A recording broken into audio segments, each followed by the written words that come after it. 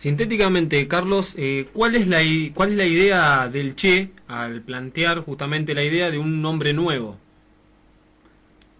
La idea del Che al hablar del hombre nuevo es la idea de un hombre que se movilice, un hombre y una mujer, ¿no? Obviamente. Exactamente. Que se movilice, actúe y funcione como un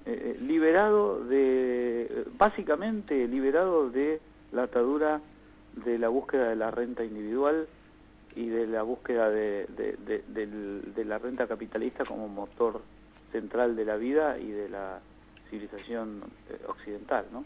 La idea del hombre nuevo es eso, es la idea de un ser social que actúe por motivos meramente altruistas, ¿no? Que actúe en función de la famosa máxima cada uno según su necesidad y de cada uno según sus posibilidades.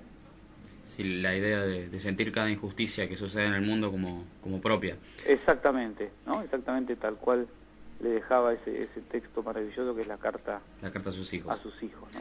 Yo te voy a hacer una pregunta sobre un tema complicado y quizás polémico, que es la cuestión de los fusilamientos al principio de la Revolución Cubana, en el año 59.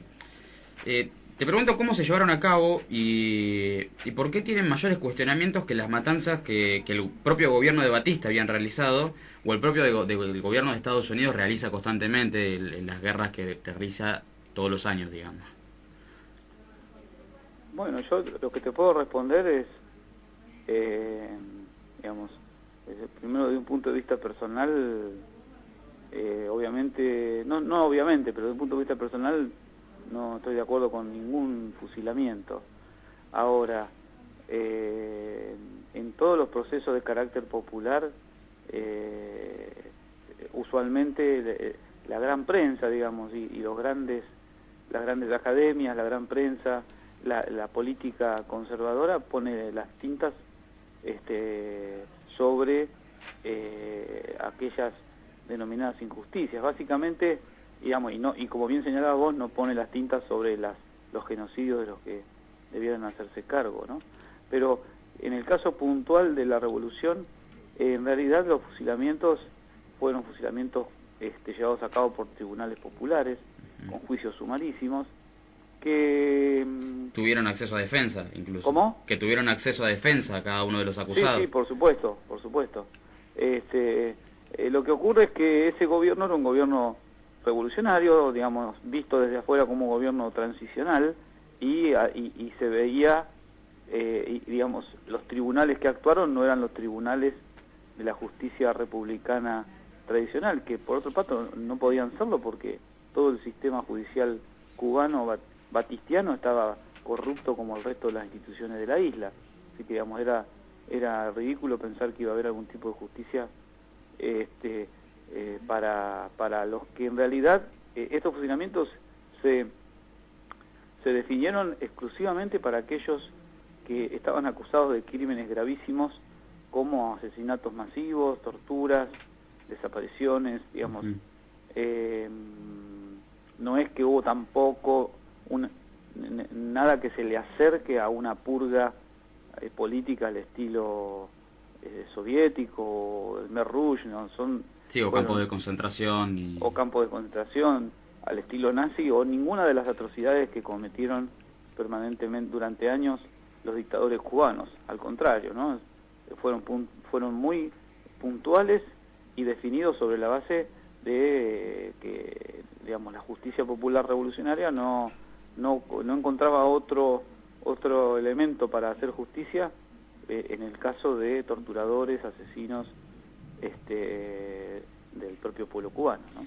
Está bueno hablar de estos temas, sobre todo sobre estas fechas, para ir viendo cuál es el origen del pensamiento del Che. Ahora, acercándonos más a la fecha ya de su muerte, ¿por qué crees que eligió Bolivia? Yo me permito hacer un planteo. Creo y sostengo que geopolíticamente eligió bien el lugar. Bolivia geopolíticamente era perfecto porque es el corazón de Sudamérica.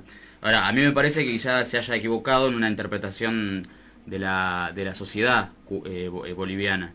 No sé qué pensás en ese sentido. Sí, Yo creo que, digamos, primero hay que entender un poco la lógica del pensamiento y del sentimiento del Che. El Che, digamos, quizás nos cueste desde el hoy, ¿no? Por cierto desencanto en el cual habitamos hoy, pero el Che estaba absolutamente convencido de que el futuro del planeta, no solo de América Latina, era el socialismo. Y cuando digo convencido, digo, no lo digo como algo que me convenzo este año y el que viene lo reviso, sino que era un hecho prácticamente fuera de toda consideración, ¿no? Como él, muchos otros jóvenes y revolucionarios de esa década del 60. Te hago la última, Carlos. ¿Cuál es la influencia actual del Che, ¿no? Teniendo en cuenta la lucha entre la influencia real y la transformación de su imagen en mercancía, lamentablemente? Yo creo que sí, hay un aspecto, digamos, más mediático del Che, que esto que vos generás como mercancía, como imagen, pero hay, desgraciadamente, muy poca lectura sobre su obra, ¿no? Y muy poca lectura de él mismo. Yo creo que es imprescindible volver sobre los textos del Che, porque hay allí un análisis verdaderamente de lo mejor del método dialéctico, en el sentido de ser, los escritos del Che son permanentemente teoría y práctica, pero no práctica de cualquier cosa, práctica del mismo, ¿no? Entonces, cuando uno lee lo que escribía en el Ministerio de Industria, lo que escribía en Bolivia, lo que escribía en el Congo, digamos, lo que escribió para las conferencias interamericanas, es permanentemente ese diálogo entre el pensar hacia dónde ir y la realidad. Y creo que eso es el mayor legado, el legado más importante del Che, es precisamente esa capacidad política enorme de ubicación en contexto y de ubicación, digamos, de no soñar por soñar, sino soñar con los pies sobre la tierra, ¿no? Bueno, Carlos, la verdad que te agradecemos la comunicación. Si fuera por nosotros nos quedaríamos hasta la madrugada charlando muchísimas cosas del Che, pero bueno, el tiempo del programa nos corre también, así que creemos que ha sido una entrevista bastante rica y bueno, creo que los oyentes también se deben haber enterado de cosas que quizás no sabían, como incluso también lo podemos haber hecho nosotros.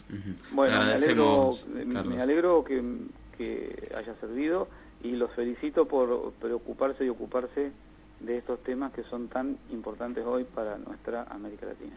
Bueno, muchas gracias, Carlos. De nada. Era Carlos Yapina, licenciado en Historia y titular y profesor de la Cátedra de Historia Contemporánea América Latina de la Facultad de Periodismo y Comunicación Social.